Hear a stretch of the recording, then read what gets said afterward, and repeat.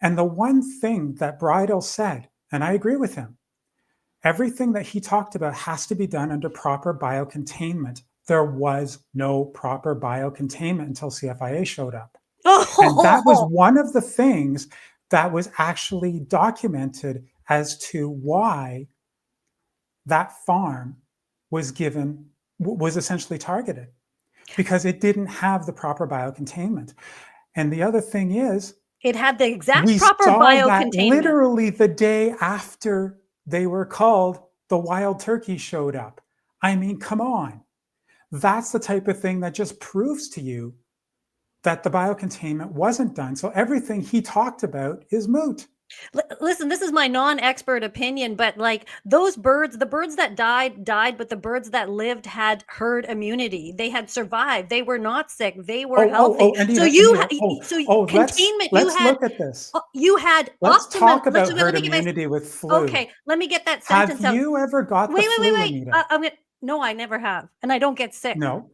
I haven't had a cold. Known someone who got the flu? Wait. Let me just finish this one thought and then we'll go on to the flu. That in that containment area were the existing birds that had survived. So those are the very birds that had herd immunity. Those are the healthy birds. You just killed, or the CFIA just killed the healthy birds. So as new birds come in, Dr. Bridle knows this, they are going to potentially be sick. You're going to start over again like crazy people. Those were the healthy birds. That was the contained area. And for the CFIA to come in to just destroy that much life, how do you so I got deal with the ethics of that? Your listeners. Yeah. Have you ever got the flu? And the majority of people will say yes. Yeah, so am I supposed to be shocked? Did you recover from the flu? A lot of people are going to say, well, obviously. And did you get the flu again? And of course they did. Herd immunity does not exist for flu because flu mutates all the time. What they get are exposed to are altered variants of the virus. They are absolutely immune to the original strain. We are talking about is it mutates. Wait, Bridle. That's exactly what we did with the COVID vaccine, and you said it didn't work.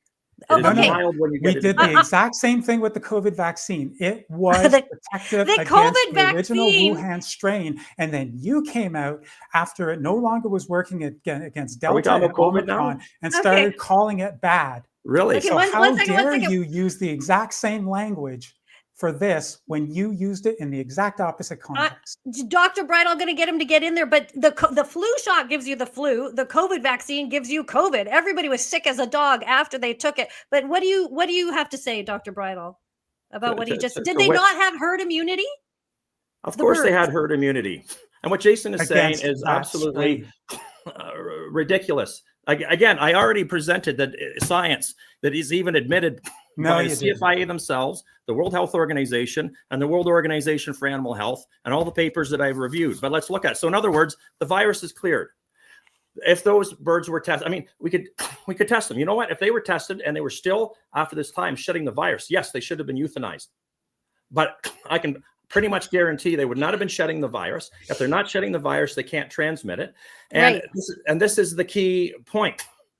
So they cleared the virus. It's irrelevant what mutations may have occurred if the virus is cleared and gone from those birds. They're not transmitting any kind of mutating virus. This virus is very prone to mutation. That's why we needed those ostriches there. You know what the CFIA has done, the stamping out policy? You know what the ridiculous thing is? These farmers, according to the policy, can now introduce onto their farm completely naive ostriches. And as soon as wild birds set down, they're going to be completely susceptible to getting that virus. And this has happened over and over again in Canada. Let me tell you, the CFIA has disclosed over a period of less than 3 years, their data set shows that we have had farms in Canada where the stamping out policy has resulted in the reintroduction of avian flu on the farm repeatedly, up to 4 times. So let me outline what that looks like. The birds test positive for the flu, and then they get killed. They get exterminated, right? Wiped out. And then in come immunologically naive birds that are then used to repopulate the farm. Wild birds come back to the farm. They then test positive. They get euthanized. They get killed off, right? They get exterminated. And then new immunologically naive birds get brought in. They test positive after wild birds come to the property. They then get exterminated. And then guess what? They get repopulated again with naive birds. This has already been documented over a span of as little as 2.5 years. That is the classic definition of insanity. And that's why we need new approaches. And that is what is at risk of potentially creating novel variants that could potentially be dangerous, because all of a sudden you're having repeated opportunities for this virus to replicate and spread, because in immunologically naive birds, they do get sick and they can transmit it. And so there's a couple things that addresses that issue. Okay, wait.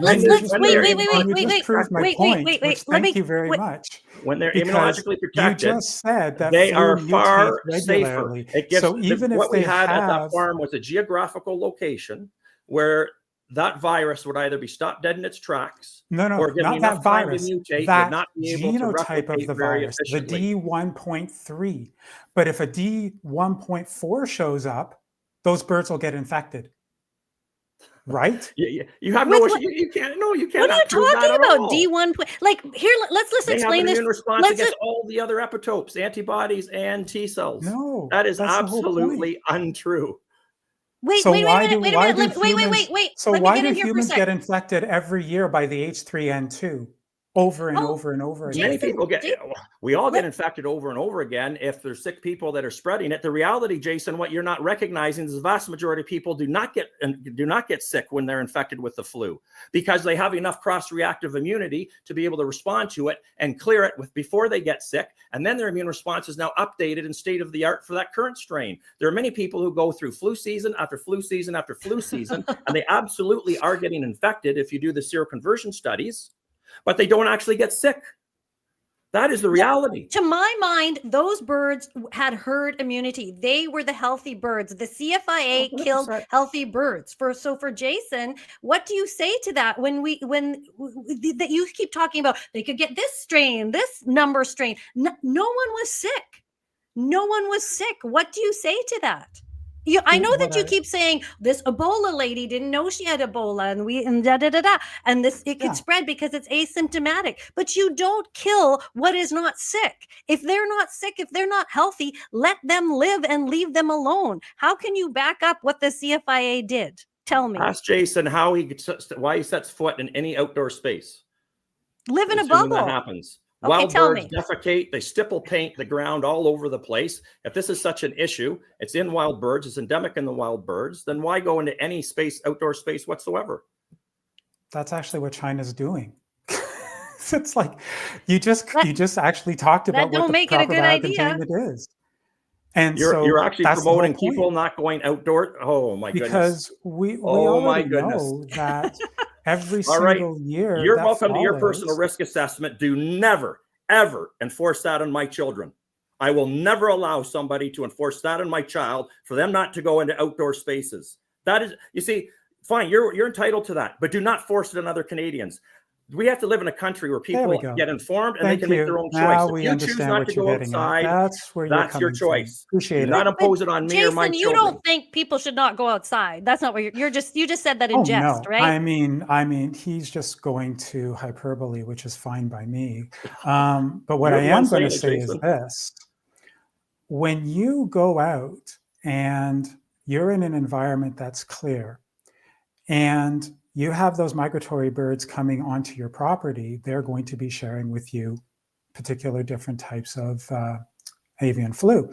And as we found in South Africa, and as we've seen in Vietnam and Indonesia and Egypt and other places, when you don't kill off the animals, the next year, they end up getting it again. No. And that's the thing. Those birds are protected against the D1.3. And Dr. Bridle was completely correct. But they're not going to be protected against whatever strain is coming next. If you kill the birds that are healthy now. And then you create the mixing vessels that allow for more human-like versions to come out. If you kill the birds that are healthy now, you perpetuate the disease. Those birds had herd immunity, and that's where the virus stopped. But do they still have the virus in them? They're dead now. I just went over all of the science. No, Jason, they do You never not. proved it. You're just talking about it. We've got the guess papers what? to prove it. Everybody from asked South the Africa, CFIA to prove from the UK. They've got the dead bodies. So why don't you ask them to prove it? Don't put Okay, the onus on us. yeah. I would be happy to test them. I would have been happy to test them. But alive. I would love to test them as well. Actually, But even that's if when they're we do agree. tested, nobody I would got very sick. much like to test them. You know what the thing is? People want to test for diseases that actually, you know what COVID was? A bit of a cold. For some people, it was more severe, Anita, but some people it was just just a bit of a cold. Dr. Bridle and I are agreeing on something. We agree they should be tested, right? Well, they're dead now. You said they should be tested dead, and now they're dead. They should have been tested alive. But the point I'm trying to make is that just a minute. The point. We should test them to be able to find out whether or not there was actual. You know what you guys are missing the point of is the was. The H5N1 is not a harmful thing. It has not killed that many people. So you have to err on the side of sense. Just because you're fear mongering that something could be something and this disease is such a big boogeyman, it is not. Because at the end of the day, no one in BC has died from this disease. So think about that. You can talk about testing all up the yin yang, but nobody has actually died from the thing you're trying to prevent. That's true. And very few people had actually died from any kind of virus from a civet cat or a palm civet. So, we'll just the COVID civet cat, that thing, are you gonna bring up a pangolin? But listen, okay, that's SARS-CoV-2. I'm talking about the original one from 2003, the one that was in the Hotel Metropole. That one, I heard evil. about that. Okay, let's just take a actually, this is something that involved me because back in 2013, it was really funny. I was in Saudi Arabia helping them with the whole MERS thing, which is actually a really deadly virus. Kills about 33% of the people. Mm-hmm. Anyway, I was in Canada and I was just talking with someone and they had a camel there. And all of a sudden, someone took a picture of that, sent it to somebody in Saudi Arabia and said, oh, you can kiss your camels now. There's no MERS risk, which was absolutely ridiculous. But that's basically how misinformation works. Okay, let's look at But if we want to prove beyond a reasonable doubt that these birds were absolutely clear, I agree with Dr. Bridle. We should just test them all. They should have been tested before they died. Let's look at this clip. Protected. Just last week, a federal judge upheld the cull despite the farm saying birds have been asymptomatic since January. Goal, and that's to make sure that these guys are still running around in the next months, next years, whatever, because they live a long time. Katie Pasitny is the farm owner's daughter. She says she's overwhelmed by gratitude for supporters. It makes you almost feel a sense of safety, protected, because when you're out here and you don't know what's going to happen, it can feel pretty lonely. These people have been, let's talk about the way they did it. This marksman thing. Is that really the most humane way? Dr. Bridle, what do you think about the way they did it? And I want to hear Jason's opinion too. Well, the CFIA struggled mightily with this. These are large animals. These are sentient beings. They're very aware of what's going around them. I can't comment on the legality. I'm not a legal expert. What I can tell you is what they essentially did is what's known as pen hunting, which is certainly illegal in many areas in Canada, is my understanding. You already mentioned yourself, or there was a video at the beginning that I noted that there were well over 700 shots that were fired. Let's just do the math. The actual number that were killed, that were shot, was 314 in that final extermination that occurred. 314. So over 700 shots. If you do the math, that means that there were on many of the birds at least 3 shots required. And then what wasn't revealed there, but that others have reported, is that there were additional shots fired several hours later after that nighttime extermination occurred. And when daylight came, it was found that there were still some ostriches writhing on the ground that had not been killed. So there were additional shots fired at that point. That is not humane. I mean, anybody can go to a zoo, go to the regional zoo to visit ostriches and just observe them. These are not like, sparrows or anything like that. They are very intelligent beings. And remember, these ostriches were also highly domesticated. They were very comfortable around people. So they were very curious about people. And yeah, absolutely guaranteed animals of that nature. The other thing that ostriches and most animals will do is make their fellow animals. So in that case, their flock mates, they would make them aware if they detect a dangerous situation. So as soon as those shots started going up, and it was over a period of hours as well, remember. So imagine the ostriches towards the end of that extermination, right? Yeah. They were witnessing their flock mates. They were being sent the message for hours on end that there is urgent danger. Get in the fight or flight response, right? At nighttime when their bodies are trained to be sleeping. The ones, especially towards the end, would have been programmed in a fight or flight response mode for hours, aware that there is a deadly danger coming their way. And in that nighttime, I mean, I observed an overhead shot of that pen. It would have been mass chaos. When mass chaos, those birds were essentially terrorized. It's not clear to me because there isn't transparency in terms of the information.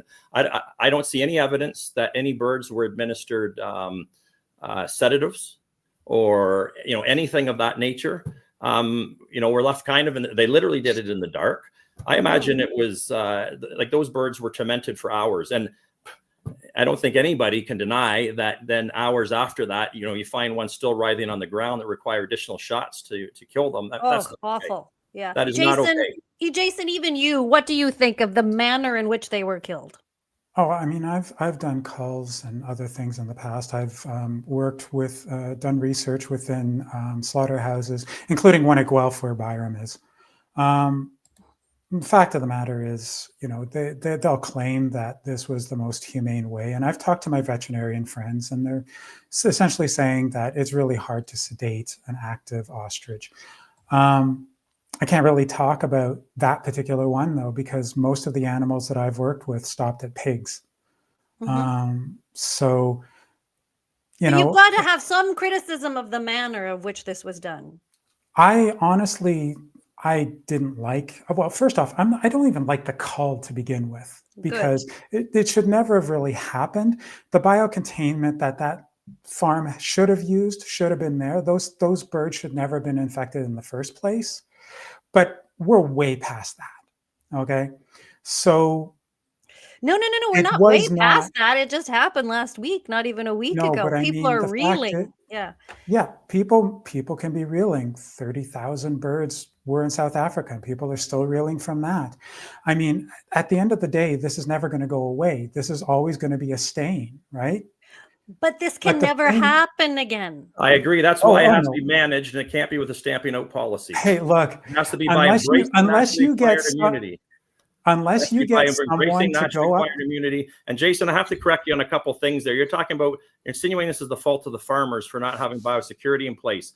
Are you aware that when the CFIA, when this first came to their attention, the farmers had actually introduced biosecurity measures before the CFIA had asked for it? And my understanding from the court documents is that they adhered to all required biosafety protocols that the afterwards they did, absolutely. But the fact is the virus got onto their property. The job of the CFIA is to guide people during these outbreaks through the biosecurity containment. So that's exactly what happened. It was okay, but that's true. Protocols were put in place. They were adhered to. Naturally acquired immunity was obtained. You know what's lost from this? So we had an opportunity. What is the goal for all public, like for any infectious disease outbreak? The goal is always herd immunity. That's exactly what we were told. And it can either be due to the use of what we call ideal vaccines, or it can be the gold standard naturally acquired immunity. And that gets back actually the COVID stuff, just so you know, Jason, if you want to go back, because you accused me of not being consistent with the concepts here. Yeah, the difference is naturally acquired immunity is gold standard immunity. And when exposed to even future mutants, that's why most people had naturally acquired immunity against SARS-CoV-2. Most did not get mild sickness. Again, most didn't get sick at all. The virus was circulating so much, they simply got reinfected and quickly cleared it, and then had their immune systems updated. And that's the difference. And the COVID vaccine, just so you know, is as far as you can get from an ideal vaccine, for which we have an official definition in Canada, as you can get. And if you start applying that kind of non-lethal immunological pressure on a virus, you're going to accelerate the potential emergence of these. Naturally acquired immunity is the gold standard immunity. And that's what they had. And one of the opportunities that we missed here that nobody seems to want to discuss is, like, there's just recognition of how it even worked on the farm. There were birds, half the birds had populated the farm for many years. And when this outbreak occurred, none of those birds got sick. That's a clear indication that's suggestive that those birds likely already had naturally acquired immunity. And that was a demonstration on farm, within the farm itself, of what that can do. No sick birds, no deaths in those birds that had historically populated the farm. It was only the birds that had been introduced to the farm within the last 2 or 3 years.